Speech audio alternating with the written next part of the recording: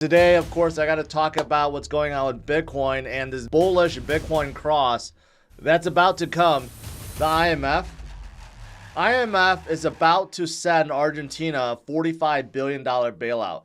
We know Argentina's their currency has absolutely collapsed.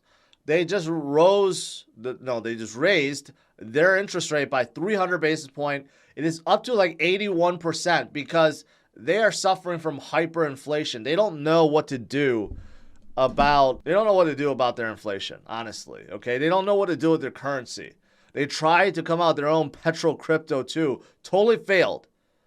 It's a clear example of a country that needs help, and getting a $45 billion bailout from IMF is really just a small, lifeline, right? It's a very small, it's like being handed a credit card, basically. So, that's what's happening. But you know what the IMF said? We're not going to give this to you unless you take an anti-crypto stance, meaning you will not be turning to Bitcoin. The IMF pulled the same stunt with El Salvador. El Salvador said, we need help, right? And IMF's like, you need to get Bitcoin off your balance sheet and off being a legal tender. And I'm glad President Bukele just told them, go F yourself, okay?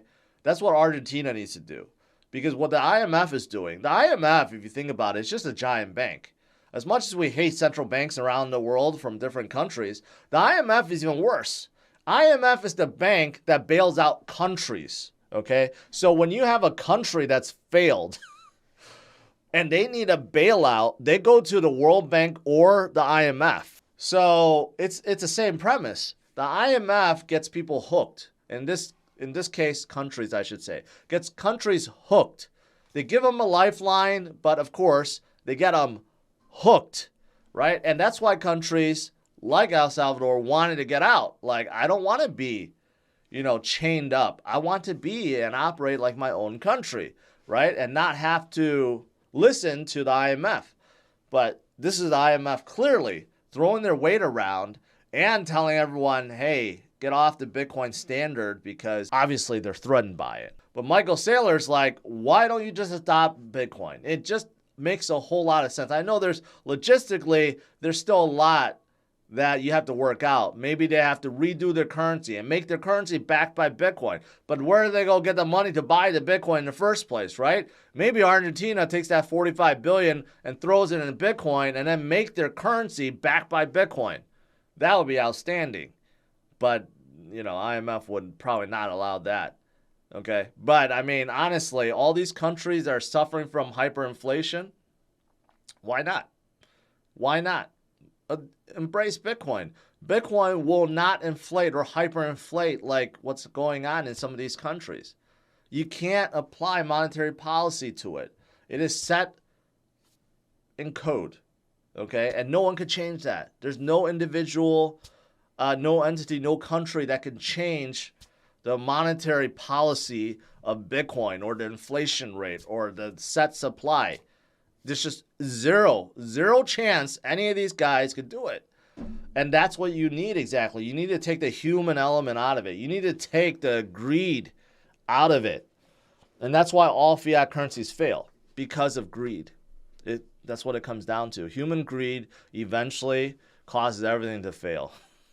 Hopefully not humanity itself, but it probably will eventually. But every fiat currency ever created has failed due to greed. And because of greed, overprinting happened, and then eventually it died off, right? But not Bitcoin.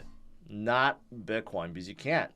Even if you wanted to. Even if Satoshi came back and he could identify himself as Satoshi and said, you know what, I think the 21 million limit is not enough. I'm going to raise it to 40 million. Even if he came back and we knew 100% that was Satoshi, he would not have the power to do so. Just think about that. He wouldn't. So that's how strong the network is. But you know what? Today it was reported that President Biden's new communications director owns some Bitcoin. Between 50,000 to 100,000. So not the greatest amount, but at least that's like 2, 3, 4 Bitcoins, right? And because of this, he will not be able to participate in anything that's crypto related. But maybe he can get in Biden's ear a little bit and talk about all the good things about Bitcoin. And maybe he could get in Biden's ear and tell him to fire Gary Gensler, because apparently Biden's the only person that can fire him, not Congress, although Congress may be changing the laws, whether or not there needs to be a SEC chair, but we'll see.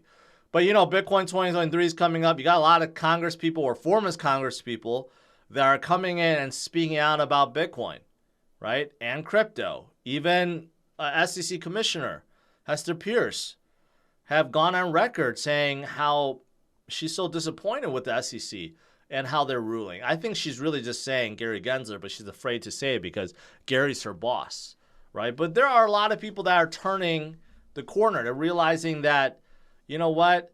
We can't trust the banks. You know what? Bitcoin is still doing just fine.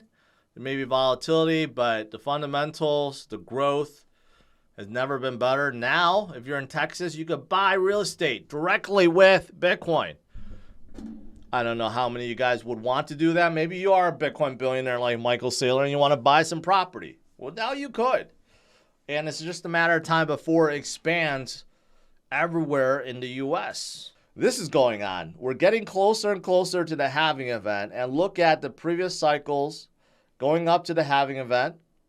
And it's sometimes it's hard. You can't even see it because in 2012 it went up so much, right? But if we zoomed in a little bit, you would see that leading up to the halving event, Bitcoin was recovering from bottom. It happened in 2016 too. It happened in 2019 too.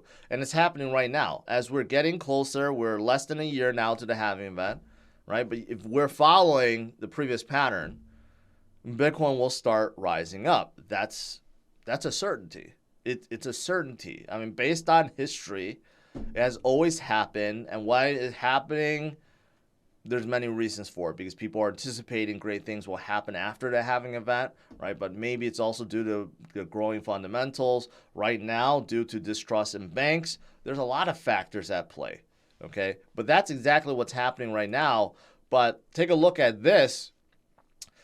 This is that bullish cross that I was hinting at earlier. I mean, every time, again, it's hard to see like the MACD crossover because now the numbers are much bigger than before. But every time we come out of that bottom, we form a MACD crossover, right? Bitcoin starts skyrocketing as it approaches the halving event. And after the halving event, right, you're talking about tens of thousands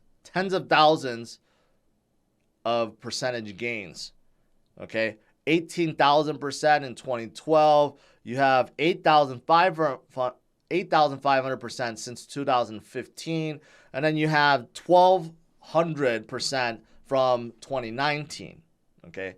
Maybe we get 1,000 this time. Maybe we just get like 800 or 500, whatever it may be. But it's going to be a lot. And that bullish crossover is about to begin shortly.